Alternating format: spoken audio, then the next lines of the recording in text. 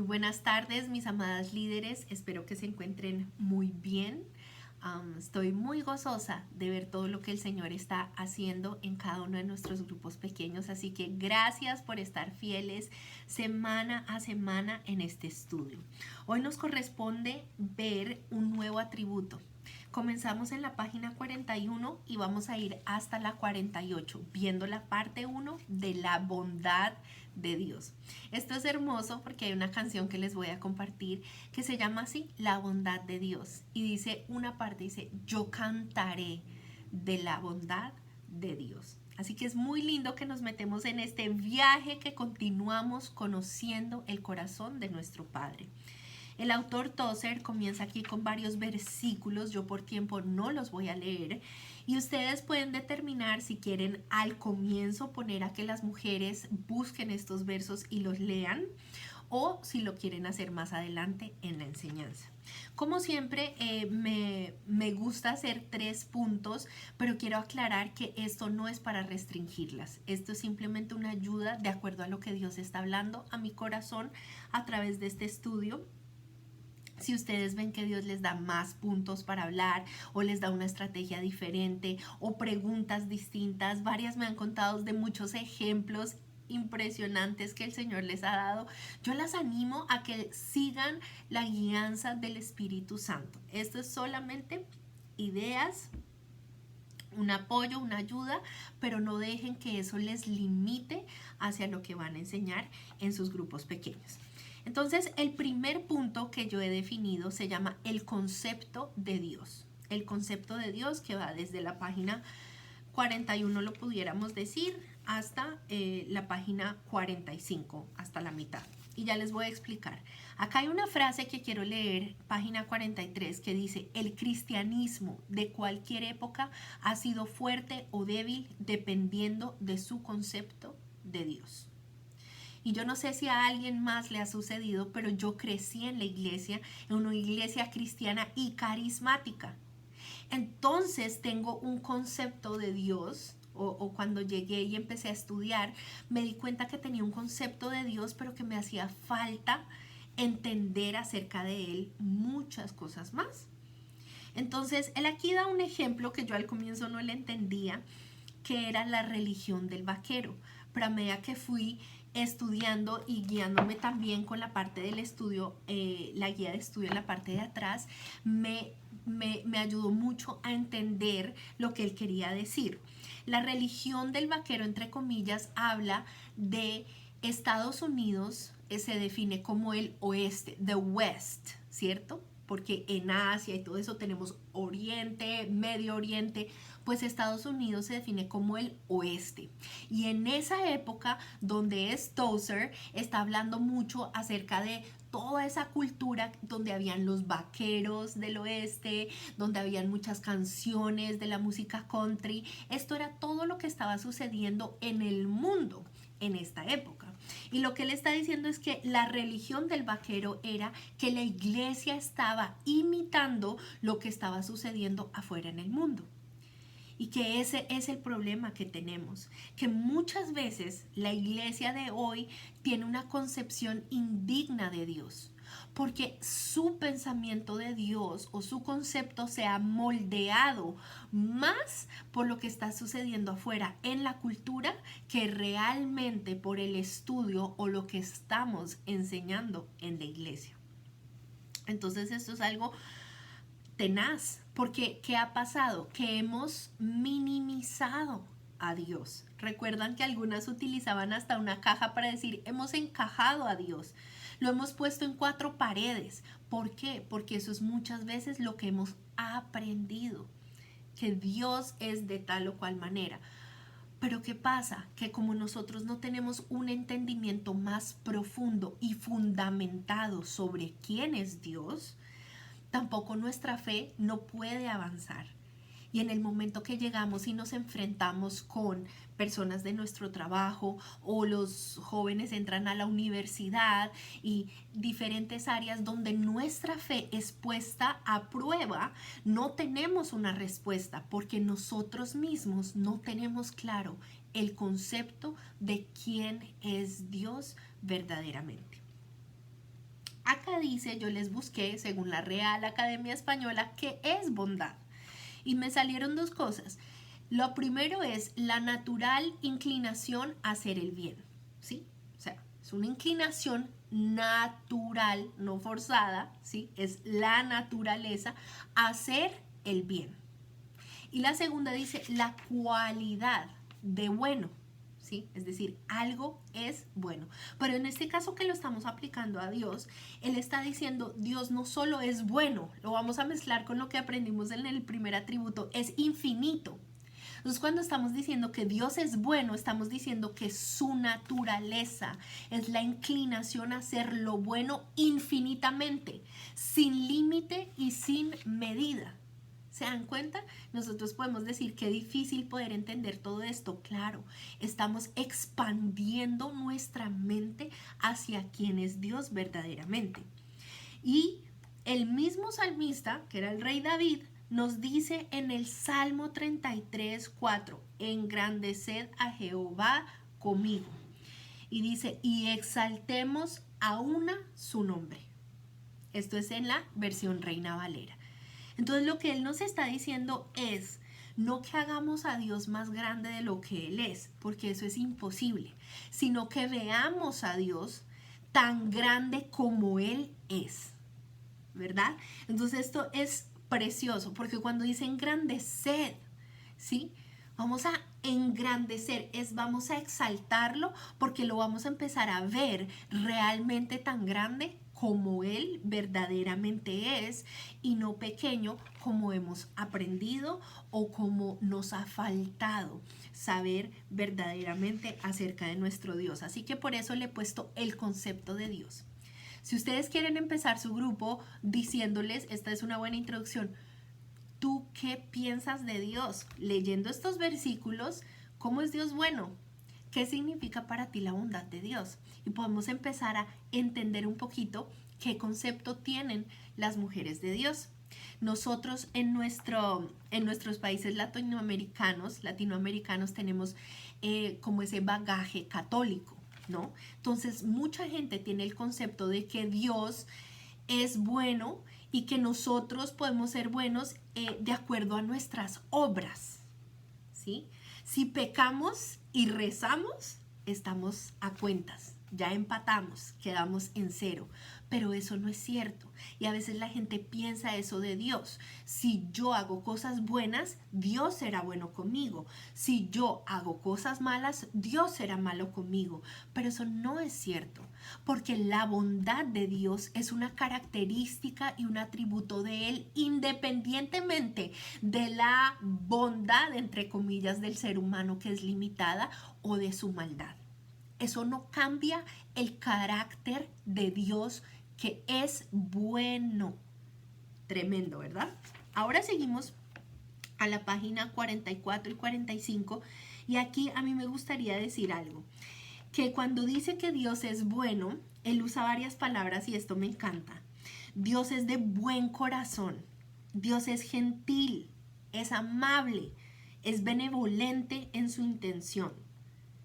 Benevolente en su intención y también es cordial. Y quiero decir esto antes de saltarme al número 2. ¿Por qué? Porque hay muchas personas que cuando están pasando un momento difícil piensan que Dios no es bueno. Y el enemigo utiliza esto para en la mente, ¿sí?, estarlos tentando a pensar cosas erróneas de Dios. Y lo que creen es que Dios tiene una intención no benevolente, sino malevolente. Dios me quiere hacer daño. Dios me está dando el pago de mi propio pecado. Dios está en contra de mí. Entonces, no entendemos que parte de que Dios es bueno no es que Dios da cosas buenas, es que es parte de quien es Él. Por tanto, su intención, cuando Él crea las cosas, cuando Él sostiene las cosas que ha creado, hemos dicho, las ama, las aprecia, las cuida, las protege, pero quiere decir, ¿por qué hace estas cosas? Porque tiene un corazón bueno, benevolente. Es el deseo del corazón de Dios ser bueno, ser gentil, ser amable. Él no puede cambiar esto de Él mismo, porque esto es algo importante. Dios no cambia. Dios no cambia con los seres humanos como nosotros los seres humanos, que a veces cambiamos y a veces somos totalmente inestables, pero Dios no es así. Y esto se complementa con el punto número 2 en la página 45. Yo le he puesto escudriña las escrituras. Ustedes pueden decir, ese punto no tiene nada que ver con la bondad de Dios, pero yo digo que tiene todo que ver. Porque Él nos está aquí enseñando que nosotros tenemos una fuente de información para conocer a Dios. Una de esas es su creación, como lo hemos nombrado antes, ¿cierto? Pero eso está a interpretación de cada persona, ¿sí? A alguien le puede decir algo el mar, las montañas, las estrellas, y eso es tremendo, pero a veces para algunos puede ser más claro que para otros. Sin embargo, la palabra escrita de Dios, que ha sido inspirada por su Espíritu, es la fuente que tenemos para conocer a nuestro Dios. Y Él está diciendo que todo lo que está acá escrito o todo lo que me enseñan allá en la iglesia, yo tengo que ir a escudriñarlo en las escrituras. Y para eso Él nos da Hechos 17, 10 y 11. Y este sí lo quiero leer. Dice, esa misma noche los creyentes enviaron a Pablo y a Silas a Berea. Y cuando llegaron allí fueron a la sinagoga judía. Los de Berea tenían una mentalidad más abierta que los de Tesalónica y escucharon con entusiasmo el mensaje de Pablo y día a día examinaban las escrituras para ver si Pablo y Silas enseñaban la verdad.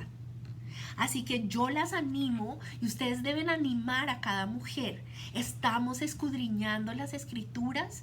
Es las escrituras que me hablan sobre la bondad de Dios y sobre cada uno de sus atributos. Y nosotras, lo digo por mí misma, hay muchas cosas que aprendí que no las escudriñé en la palabra. Entonces, cuando no escudriñamos y no es la palabra la fuente de mi información, donde yo me genero el concepto de Dios, tiene que venir de la palabra, no de lo que dijo un pastor, no, porque eso puede tener fallas, puede tener huecos, ¿verdad? Pero la palabra no falla y es bastante clara. Entonces la Cal nos dice que Dios es inmutable y es una de las cosas que vamos a ver más adelante. Eso quiere decir que Dios no cambia, no habrá cambio en Él ninguna. Por eso Él dice, yo soy el mismo ayer, hoy y por siempre. Quiere decir que su bondad no cambia, ¿sí? Ahora, si hay personas que dicen, ¿por qué un Dios bueno hace cosas malas? Les podemos decir, de Dios no salen cosas malas. Pero hay consecuencias porque también el Señor nos dice que tal es su corazón, que es bueno, que nosotros no podemos amar al pecado y que la paga del pecado es muerte. ¿Verdad? Entonces, cuando las personas tenemos tanta lucha en entender por qué suceden cosas malas, es porque Dios nos ha regalado algo que Él nombra aquí, que es nuestro libre albedrío, que no somos robots y que tenemos poder para decidir. Para explicar esto, muchas son madres, ¿verdad? Entonces, yo las animo a que piensen de pronto en un ejemplo. ¿Sí?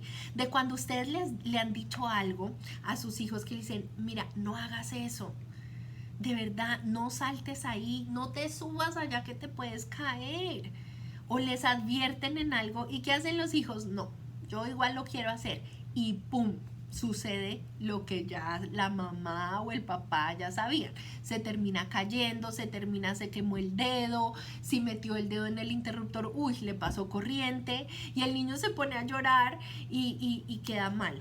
Pero ¿qué pasó? Que le advirtió, pero el niño decide igual hacerlo. Y muchas veces somos iguales con nuestro Dios, que Él nos advierte y dice, cuidado, no te apartes de mis mandamientos, cuidado, no te vayas por allá. Y nosotros decimos, realmente sí me quiero ir por allá.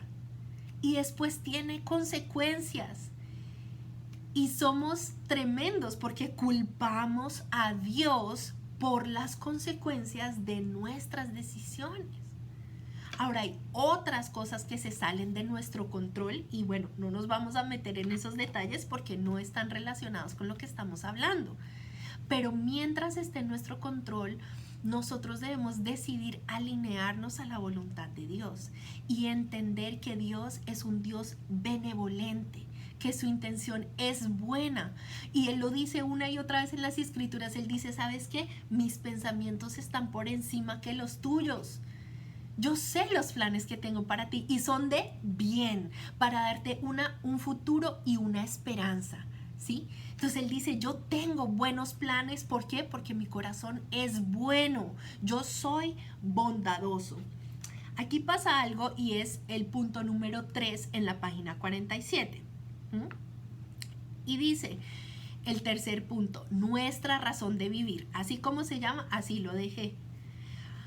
Y dice que aquí hay un ejemplo importante para que lo lean ahí al comienzo de la página, pero yo subrayé aquí, que aquí esta persona, ¿sí?, que era un poeta y era un incrédulo que se llamaba Omar, dice que acusó a Dios. Por todo lo malo que he hecho, oh Dios, perdóname y recibe mi perdón. O sea, yo te perdono. Cuando una persona tiene que soltar perdón sobre Dios, ¿qué está diciendo? Dios me debe algo. ¿Sí? Dios hizo algo malo en contra de mí y eso va en contra del carácter de Dios, porque dice que Dios es infinitamente bueno. Entonces, esa es una pregunta importante. A veces nosotras creemos, ¿será que Dios me debe algo? Porque cuando yo pienso que alguien me debe algo, yo tengo una actitud hacia esa persona, ¿sí? Entonces, des en cuenta. Lo primero fue el concepto de Dios.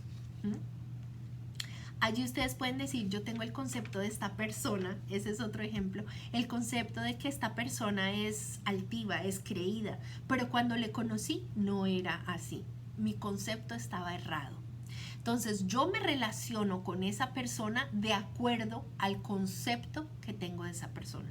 Por eso mi concepto de Dios debe ser el correcto para que yo me pueda relacionar con Él de la manera idónea, adecuada, que Él creó para que nos relacionáramos con Él. La segunda es escudriña las Escrituras. Tú no creas de Dios lo que ves en las redes sociales, lo que ves en el noticiero, lo que te dijeron en la iglesia. Tú escudriña las Escrituras para que te digan quién es Dios verdaderamente. Y por último, nuestra razón de vivir es, Dios a mí no me debe nada. Realmente yo he recibido no lo que me merezco, sino la bondad de Dios en su infinita misericordia. Y eso es una buena manera de poner a reflexionar a las personas, ¿sí?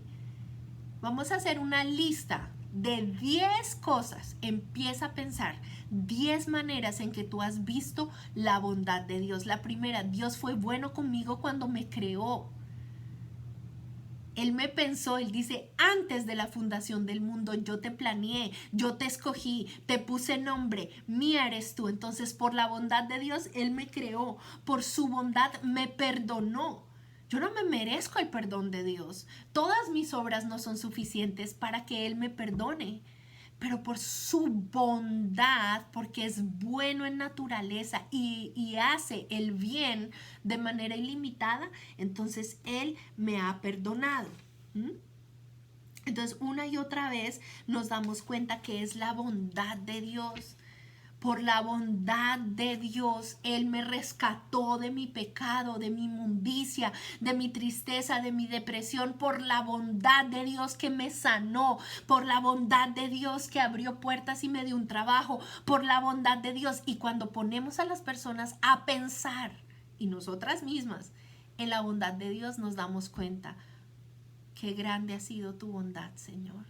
Qué maravillosas. Por eso Él dice, vamos a este versículo que en mi opinión es el mejor para hacer el cierre, es Salmos 34:8. Gustad y ved. En otra versión dice, prueben y vean qué bueno es Jehová. Prueben. No se queden con lo que yo les estoy diciendo. No se queden con mis ejemplos de cómo Dios fue bueno conmigo. Prueben de la bondad de Dios, ¿sí? De que no ha sido por los méritos propios, que hay nada que podamos hacer para recibir esa bondad es un atributo, es el carácter de Dios. Su misericordia es infinita, es limitada. Abramos nuestra mente al concepto apropiado de Dios para que nos podamos relacionar con Él como Él lo merece y que podamos decir lo que dijo David: engrandeced a Jehová conmigo, veámoslo tan grande como Él verdaderamente es. Espero, mis amadas, que esto les ayude para sus grupos pequeños. Sigamos avanzando en este viaje precioso al corazón de nuestro Padre. Las amo mucho. Bendiciones.